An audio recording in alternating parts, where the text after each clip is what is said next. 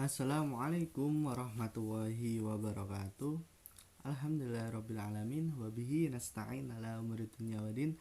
Wassalatu wassalamu ala asrafil anbiya wal mursalin Sayyidina wa maulana Muhammadin wa ala alihi wa sahbihi ajma'in, amma ba'd. Baik, bertemu lagi dengan saya Muhammad Khairul Naim. Pada video kali ini saya ingin sedikit menjelaskan apa itu intisari dari filsafat ilmu. Tapi sebelum itu, saya ingin sedikit menjelaskan apa itu filsafat. Kata filsafat berasal dari bahasa Yunani, yaitu philo dan sophia, yang mempunyai arti itu mencintai kebijaksanaan.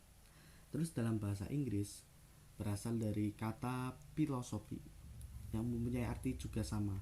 Terus dalam bahasa Arab berasal dari kata falsafah, yang mempunyai arti itu mencintai kearifan.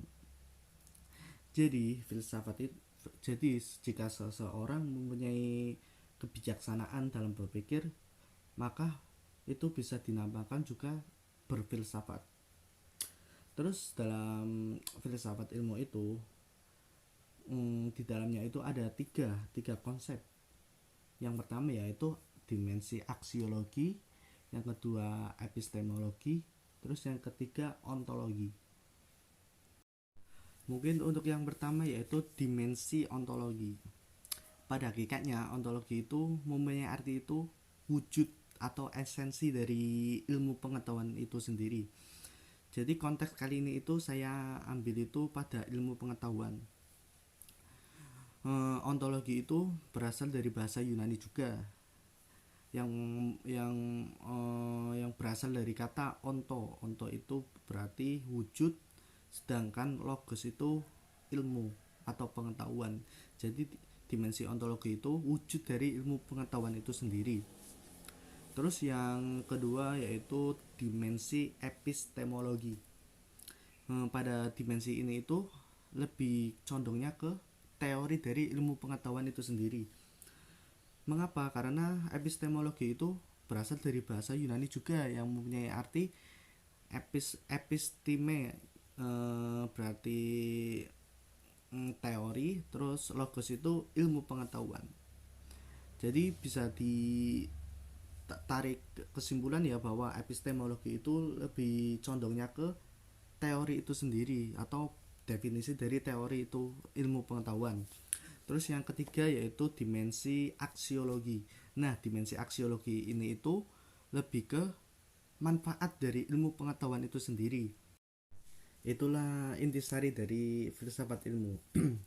Terus berhubung saya itu mahasiswa tafsir ya, maka saya ingin sedikit sedikit mengaitkannya dengan Al-Quran. Dengan Al-Quran ya. Di dalam Al-Quran itu juga ada beberapa term-term yang membahas dari filsafat ilmu. Salah satunya yaitu term pada teks Al-Fikr, terus An-Nasr, terus yang ketiga itu Al-Qalb. Jadi ketiga-tiganya itu juga membahas apa dimensi filsafat ilmu itu.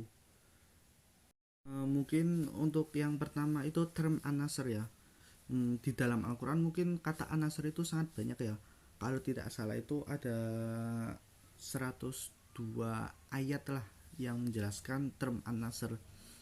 Jadi menurut bahasa itu An-Nasr itu artinya melihat dan memperhatikan. Nah, tadi kan filsafat itu kan berarti mencintai kebijaksanaan ya. Nah, kebijaksanaan itu ini sendiri itu manusia itu kan harus berpikir, ya kan? Terus pada term An-Nasr ini kan artinya melihat dan memperhatikan. Nah, apabila manusia itu melihat kebenaran, maka harus dengan melihat bahwa itu ada. Nah, di dalam Al-Quran itu kata An-Nasr dijelaskan pada surat Al-Ghasyiyah ya. Al-Ghasyiyah ayat berapa itu saya lupa.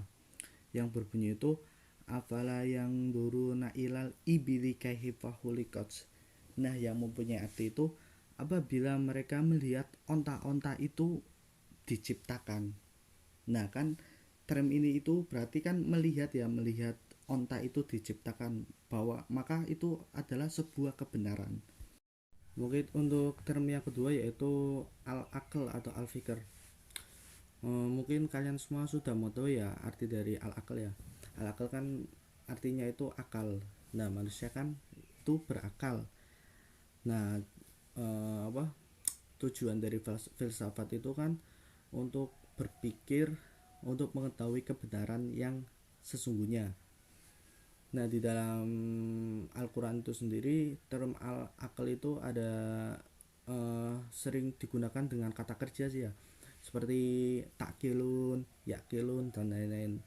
Di dalam ayat Al-Quran juga dijelaskan itu pada surat Ali Imran ayat 190 yang berbunyi itu alladzina yadhkurunallaha qiyaman wa qu'udan wa 'ala junubihim wa yatafakkaruna fi khalqis samawati wal ardh rabbana ma khalaqta hadza batila subhanaka faqina adzabannar, yang mempunyai arti mereka berpikir bahwa penciptaan bumi dan langit seraya mereka itu berkata, ya Allah, penciptaan bumi langit ini itu tidak sia-sia, maka jauhilah saya dari api neraka. Term selanjutnya yaitu al-qalbun. Mungkin teman-teman sudah tahu ya, al-qalbun itu kan artinya hati ya.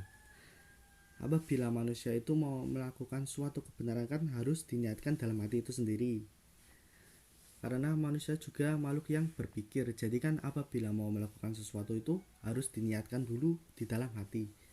Itulah kenapa al-qalbun itu masuk ke dalam dimensi filsafat ilmu menurut Al-Quran ya. Dalam al-qalbun ini itu, dalam beberapa referensi yang saya baca itu menggunakan metode intuitif atau irfani. Jadi objek sesuatu itu harus dihadirkan dalam jiwa kita. Itulah yang kenapa al-qalbun itu masuk ke dalam term filsafat. Baik, mungkin itu cukup sekian ya. Jadi kesimpulan dari paparan yang saya sampaikan tadi itu kan bahwa filsafat itu cara kita berpikir untuk mencapai suatu kebenaran. Nah, adapun di dalam cabang filsafat ilmu itu sendiri itu ada 3 dimensinya, yaitu yang pertama aksiologi, yang kedua ontologi, yang ketiga epistemologi. Terus di dalam Al-Quran itu sendiri juga tadi setelah dijelaskan ada al-nasr, al-qalbun, dan al-akal. Nah, mungkin itu cukup dari saya ya.